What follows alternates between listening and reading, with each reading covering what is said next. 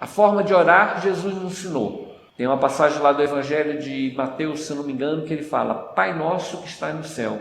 Ele centraliza o nosso pensamento na ideia de Deus Pai, porque Deus fez todas as coisas. Deus não é um ser distante. Deus não é Senhor nosso, porque tem aquela ideia de Deus ser o Senhor. Deus não é Senhor, Deus é Pai. Porque o Senhor tem servos, tem escravos. O escravo pode ser vendido. O servo é servo enquanto está trabalhando para o Senhor. O dia que o Senhor não quiser aquele servo, ele dispensa e vai embora. O filho não, nós somos filhos de Deus. O filho, enquanto é filho, enquanto está vivo, ele continua vivo, filho. Então nós somos filhos. O filho, mesmo se afastando, mesmo que o pai fale mal dessa criança, não quer saber do filho, ele sempre vai ser filho. E no dia que o filho tem necessidade, o pai sempre acolhe. Então nós temos de ter isso em mente. Nós somos filhos de Deus. Pai nosso que estás no céu. O céu é toda parte. Se a gente levantar nossos olhos ali para o horizonte, você vai ver céu. Se olhar para o outro lado, vai ter céu. Se olhar para baixo, vai ver terra. Mas espera aí, do outro lado da terra tem o quê? Tem o céu, tem o Japão. Então, no Japão, do outro lado da terra, tem céu. Então, nós somos cercados de céu por todo quanto é lugar. Porque nosso planeta Terra está no céu. Então, nós estamos aqui no céu. Deus está no céu. Então, Deus, Ele vê tudo que está no céu, no universo. Então, Ele acompanha tudo. Então, Pai Nosso que está no céu. Na verdade, podíamos substituir. Pai Nosso que está em toda parte. Porque Deus é onipresente. Ele está presente em todos os lugares do universo. Santificado seja o seu nome. Não sabemos exatamente qual é o nome de Deus. Alguns chamam de Jeová, outros de Javé, outros de Alá. Não importa o nome de Deus, mas santificado seja esse teu nome. Seja feita a tua vontade, porque a vontade de Deus é perfeita. Por que a vontade dele é perfeita? Porque ele sabe tudo. Ele sabe a nossa necessidade, o nível de evolução que nós estamos. Se for da nossa vontade, for feita a nossa vontade, na hora que a gente tiver bravo com alguém, que cai um prédio, cai uma montanha em cima dessa pessoa, porque a gente está com raiva dessa pessoa. Então não pode ser a nossa vontade, tem que ser a vontade divina, que perdoa, que olha o merecimento, a necessidade de cada um, e dá a cada um de acordo com a necessidade. Então, Pai nosso que está no céu, santificado seja o vosso nome, seja feita a vossa vontade, assim na terra como no céu. Esse segundo céu aí é o mundo espiritual. A terra pode ser dito como um mundo material, onde os viventes, os homens, os animais também, perambulam em estado de evolução. Nós temos inúmeras encarnações e por inúmeras vezes estamos aqui na Terra aprendendo, nos aperfeiçoando. Mas também temos muitos momentos de desencarnação, que a gente perde o corpo físico e encontra o quê? O mundo espiritual. Encontra o mundo de Deus, o mundo céu, né? O mundo espiritual. Então, que a vontade de Deus seja feita aqui na Terra, assim como nas diversas regiões espirituais. Jesus, quando esteve na Terra, ele falou que ia preparar nossa morada. E que a casa do Pai tem muitas moradas. Porque cada um de nós é um espírito em um determinado nível de evolução. E eu não estou no seu nível de evolução, assim como minha esposa não está no meu nível de evolução. Cada um de nós tem uma evolução um pouquinho diferente. Aqueles espíritos que estão no mesmo patamar se encontram aqui na Terra e no mundo espiritual. No mundo espiritual existem regiões muito evoluídas, onde os espíritos eleitos, perfeitos de Deus, já comungam com o próprio Deus. Existem regiões intermediárias, em regiões parecidas com a Terra, que os espíritos não são nem bons nem ruins. E existem regiões trevosas, sombrias, de desequilíbrio, de dor, onde espíritos que gostam da bebida, do vício, do álcool, do desequilíbrio, da bagunça, estão agrupados. Para a gente entender as casas do Pai, basta ver uma cidade. Tem um local onde as pessoas se reúnem, numa igreja, por exemplo, para orar, para pensar em Deus, para se purificar, para se santificar. E existe o bordel, onde temos música também. A igreja tem música, mas o bordel também tem. Só que as músicas profanas, músicas levadas ao sexo, que lembram a droga, a bebida, né? Então nós temos lá a prostituição na igreja, a castidade. Nós temos outro ambiente, a escola, onde se procura os valores da alma, valores intelectuais, do conhecimento. Então cada ambiente é como se fosse um mundo diferente, é como se fosse uma vibração de energia diferente. Então no plano espiritual tem diversas graduações de energia, de pensamento, onde os espíritos que têm sintonia com essas graduações de energia, cada um na sua caixinha, cada um no seu grupo, vão se reunir para pensar e falar das suas necessidades, enfim, das suas afinidades para aquele assunto específico. Então a casa do Pai, que é o universo, tem muitas moradas. Pode ser que a gente fique junto com nossos parentes e amigos quando a gente morre. Pode ser que não, porque depende da evolução. Se eu tiver a mesma evolução dos meus filhos, eu vou ficar perto deles quando eu morrer, quando eles morrerem. Mas se meus filhos tiverem outros interesses, se tiver interesse pela música, possivelmente ele vai ficar junto dos músicos. Se eu tenho interesse mais material, possivelmente eu vou para o lado mais material. Cada um de acordo com o seu interesse. Esse é o universo. Então, Pai nosso que está no céu, santificado seja o seu nome, seja feita a sua vontade, se na terra como no céu, o pão nosso de cada dia nos dai hoje. Nós temos de pensar em Deus como provedor também. Nós pedimos a Deus que Ele nos dê o alimento, nos dê aquilo que nós precisamos. Mas temos que lembrar do dia de hoje, porque não adianta ficar pensando no pão de amanhã, no pão da semana que vem, no pão daqui a um mês, daqui a um ano. Deus sabe da nossa necessidade, que vamos ter necessidade de pão pelo resto da vida. Mas se a gente ficar com ansiedade, ficar preocupado com a necessidade de amanhã, a gente esquece de cuidar das coisas de hoje. Então nós temos de focar no hoje. O que é necessário para mim hoje? Para o meu equilíbrio, para a minha saúde, hoje. Então vou pedir para Deus o que é necessário para mim hoje. E amanhã Deus proverá de acordo com o meu merecimento, de acordo com a minha necessidade. Ah, mas Deus não proviu. Deus não me atendeu no meu pedido. Vai acontecer. Vai ter dia que eu vou passar fome. É normal isso, porque são os testes da vida. Então, se estamos passando fome, vamos agradecer também a Deus. Pegando a lição de Jó. Jó era um homem rico que tinha mais de uma esposa, tinha muitos filhos, tinha uma riqueza imensa. Um dia, pela lenda que está lá na Bíblia, diz que o demônio fez uma aposta com Deus e tirou todas as coisas de Jó, inclusive a saúde. Jó ficou em lepra, carne viva, numa estrumeira, no local onde guardava o esterco dos animais, no local que ele deitava para descansar, que era o único local que ele se aquecia, porque o resto do local que ele estava, no relento, ele sentiria frio. Então ele resolveu dormir numa estrumeira.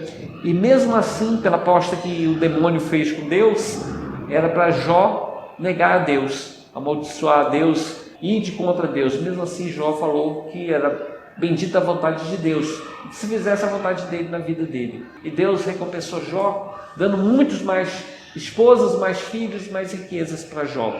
Então nós temos essa lenda que está na Bíblia, que é uma lição magnífica para nós. Nós temos que confiar em Deus, na vontade dele, que ele vai dar o que é necessário para nós. Mas aquele dia que eu não receber o necessário, mesmo assim eu tenho que agradecer. Porque se Deus me tem provido durante 365 dias da minha vida, se um dia me faltar, ou seja, em um determinado período me faltar, vamos confiar, porque é o testemunho que eu tenho que dar para mim mesmo, para mostrar que eu já sei, que eu já acredito, que já tenho condição de vencer aquele desafio, aquela situação, e me fortalecer, confiante em Deus, agarrado na mão de Deus em pensamento, e seguir em frente, porque eu vou passar por aquela situação e vou reerguer e vou ser até melhor, mais recompensado, mais premiado por Deus. E essa recompensa é uma garantia certa de Deus, porque não existe como a gente passar pela terra sem se melhorar. Então quando a gente morre, a gente merece uma morada, um local melhor para nós. E em cada renascimento, a nossa vida fica melhor.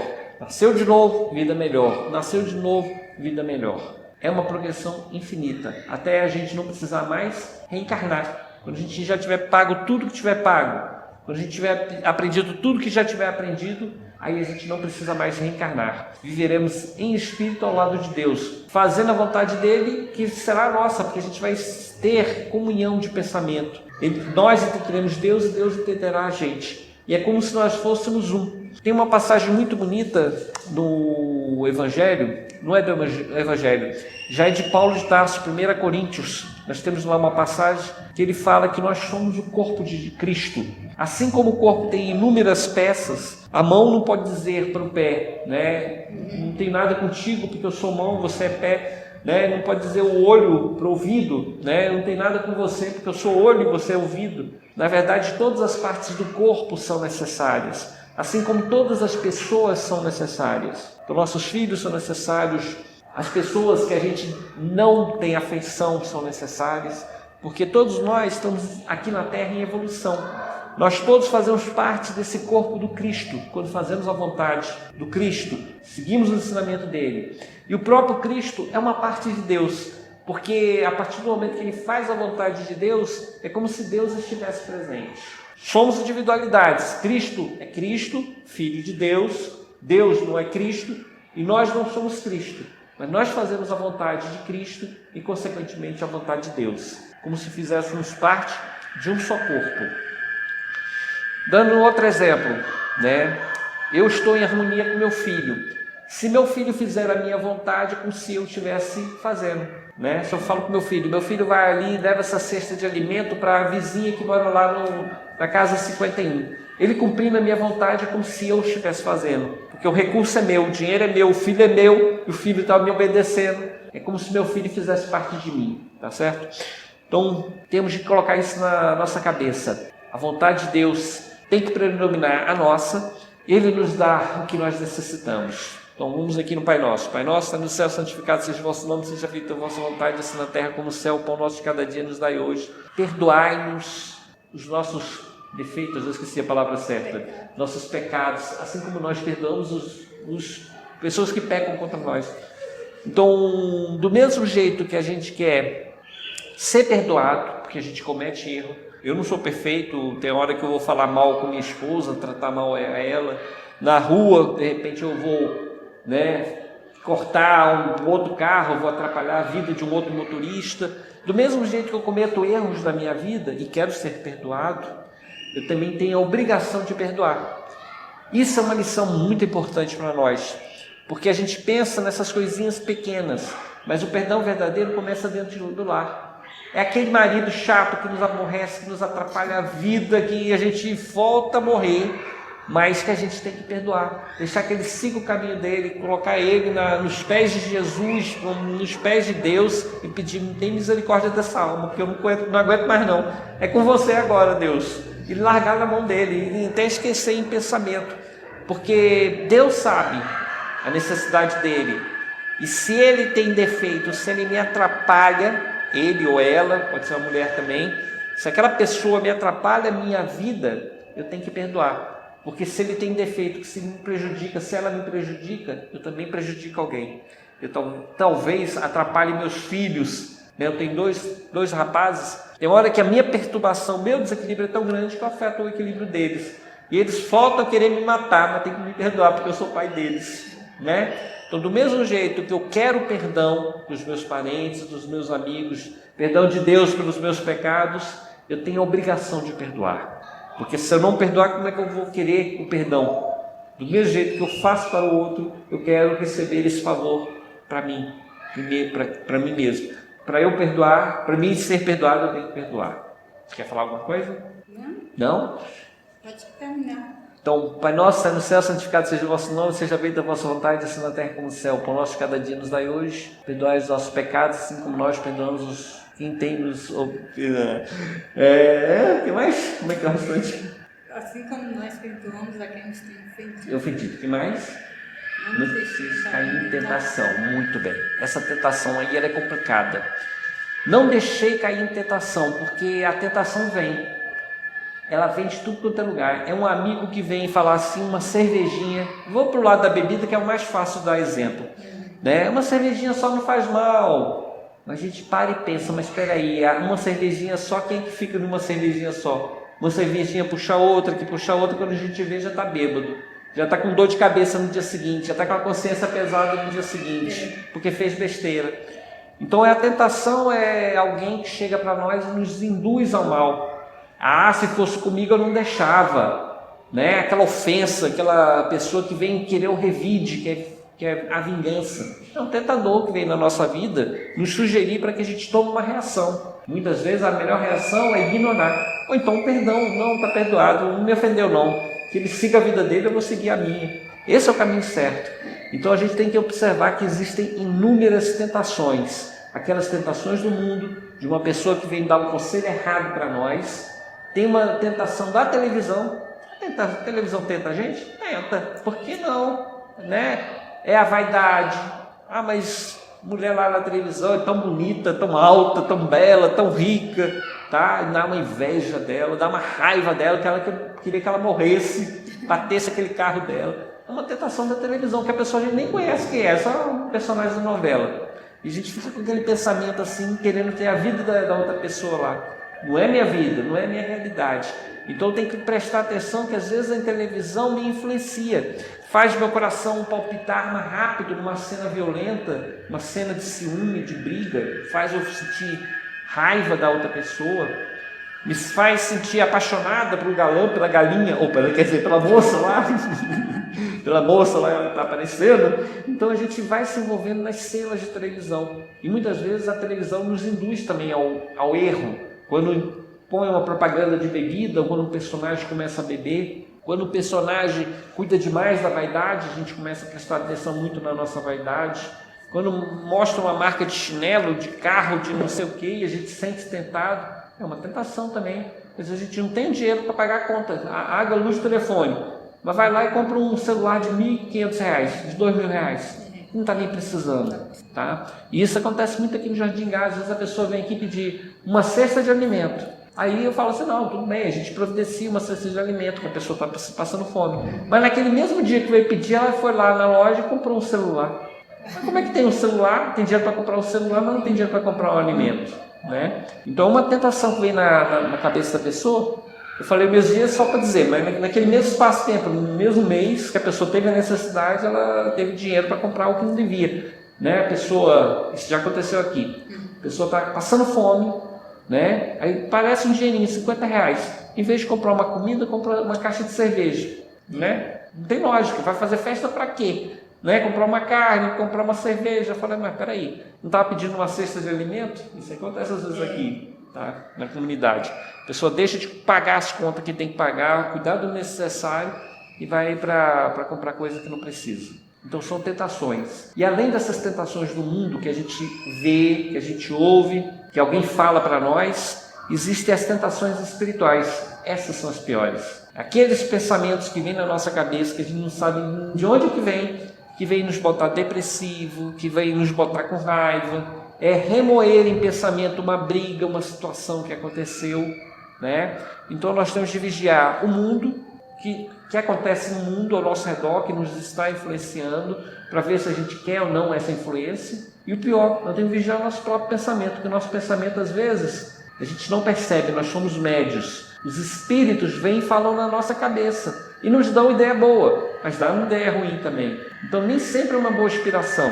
E tem coisa muito boa que aparece na nossa cabeça que parece que ilumina tudo, que clareia tudo. E tem hora que nosso pensamento só fica naquela maldade, naquele pensamento ruim, naquela depressão, naquela vontade de se matar. Então aquela sensação ruim, negativa, é um espírito ruim que se aproxima de nós.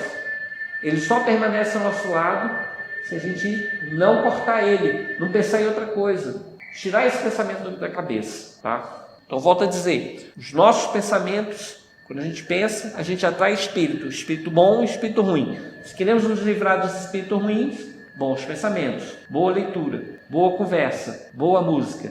Se queremos atrair espíritos ruins, fica na depressão, vai conversar com pessoa que só é pessimista, vai conversar com pessoa que só dá mau conselho, né? Fica pensando, remoendo uma briga, pensando na situação que aconteceu. Ficar lembrando demais do passado nos atrapalha. Nós temos que pensar no dia de hoje, o que nós temos hoje para fazer, qual a nossa necessidade, o que nós temos que vencer, qual a solução para o nosso problema, o que a gente vai fazer amanhã, no futuro. Pensar o passado só nos atrasa, nos atrapalha. Tem que pensar no dia de hoje, pensando e planejando para uma vida melhor amanhã. Tá? Acho que terminou a oração do Pai Nosso. Porque teu reino, poder e a glória para sempre. Então nós estamos no reino de Deus. O reino de Deus é todo o universo. Então que a vontade dele seja feita em nossas vidas. É isso que nós temos que fazer. Colocar confiança nele, acreditando que nós somos inspirados por Deus para fazer as nossas escolhas, para tomar nossas iniciativas, para superar todas as situações. Tem hora que a gente vai orar, pede para Deus um copo d'água, como o homem do deserto, estava lá no deserto, ficando com sede, procurando água, não acha água. Em determinado momento ele ajoelha, pede a Deus para que venha a água para ele, que ele receba a água para ele não morrer de sede. Ele fica lá ajoelhado, quieto, calmo, pensando que vai receber essa esse copo d'água. Mas Deus não manda ninguém, nenhum anjo, para trazer o copo d'água para ele. Porém, Deus manda sim um anjo inspirar propriamente dele para que ele levante e vá para a direita, onde tem uma fonte d'água. E assim ele levanta e vai até a fonte e mata a sede. Porque Deus assim age. Ele não vem diretamente na nossa vida e coloca na nossa mão um tesouro, a solução dos nossos problemas. Deus nos traz a solução em nossos pensamentos se a gente prestar atenção nos nossos pensamentos. E aí a gente encontra essa solução. Se somos uma pessoa boa e positiva, consciente, nós vamos agradecer depois a Deus. Muito obrigado, Deus, pela inspiração para que eu fosse nessa direção e encontrasse a solução para o meu problema. Se eu sou uma pessoa materialista, sou uma pessoa descrente, eu vou dizer, que boa vontade, que sorte eu tive de ir para a direita em vez de ir para a esquerda, porque assim eu achei a solução para o meu problema. Na verdade, a inspiração é divina, sempre, a inspiração é divina. Basta a gente perceber essa inspiração e lembrar de agradecer, porque tudo que nos acontece aqui, esse período que nós estamos na Terra é curto. Alguns passam 1 ano, 5 anos, 10 anos, 100 anos, não importa o tempo.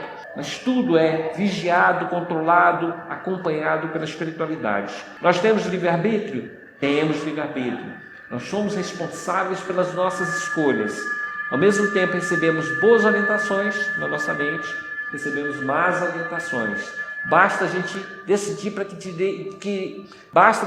que lado vai a nossa mente, de acordo com o nosso pensamento, com nossa mente, vai o nosso corpo. Se minha mente estiver equilibrada, o meu corpo vai estar sadio, vai estar bem equilibrado. Se minha mente estiver desequilibrada, o meu corpo adoece, enfraquece, morre. Então, para que eu tenha um bom corpo, para que eu tenha equilíbrio, tem que estar com a mente boa. Porque com a mente boa eu decido, eu vou levantar dessa cama, eu vou lavar minha louça, fazer minha limpeza, fazer minha comida, vou cuidar dos meus filhos, porque minha mente está boa e positiva.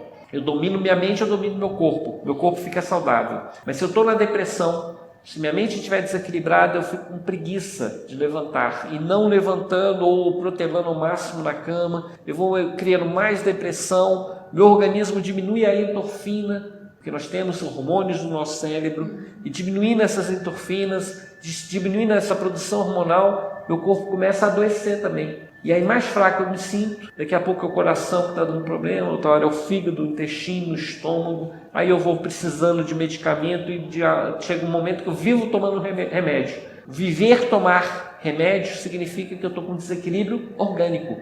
Por que o organismo está desequilibrado? Porque minha mente lá no começo, lá no passado, estava desequilibrada. Para me retomar minha saúde, tem que começar pela mente, para mim começar a fazer um exercício com o corpo, para o corpo começar a reagir e chegar um momento que eu não preciso mais de medicamento. Quem acorda desse processo no tempo certo, consegue viver o resto da vida, digo o resto da vida, porque o passado a gente não muda, sem o medicamento. Aquele que não faz essa autoanálise, que não se conserta, vai atrofiando, chega um momento que morre. É possível ter uma vida, uma velhice saudável? É possível. Desde que a gente tome conta das rédeas da nossa vida. Acorde com uma certa regularidade, no horário certo, alimente de acordo com a necessidade do corpo, passeie, porque é necessário passear, porque isso faz parte, é um alimento para a nossa alma, sair da rotina, sair daquela situação nossa de comodismo, de sempre fazer a mesma coisa. É extremamente gratificante para nós ir numa igreja, assistir uma missa, assistir uma palestra, ir numa casa de alguém, de um parente, de um amigo, fazer uma visita. Então isso também é uma necessidade do corpo. Então aquela pessoa já de idade avançada, que toma as rédeas da vida, fazendo boas escolhas, se alimentando direitinho, acordando em determinada hora certa, dormindo no horário regular, que vai fazer visitas, que sai a passeios, que tem uma boa conversa, que tem bons amigos, essa pessoa tem uma vida saudável mesmo velha, caquética. Pode até estar na cadeira de roda, mas a mente está livre e o corpo acompanha, por incrível que pareça. Quando a gente está equilibrado, o corpo acompanha, mesmo que tenha alguma necessidade física, porque a velhice faz com que atrofie algumas coisas, perca alguns movimentos, de repente precisa de uma bengala, mas não destrói a alma saudável. O corpo também demonstra saúde, mesmo com alguma debilidade, tá certo? Então falamos dessa oração. Então a prece, Deus ouve nossas preces, atende de acordo com a nossa necessidade.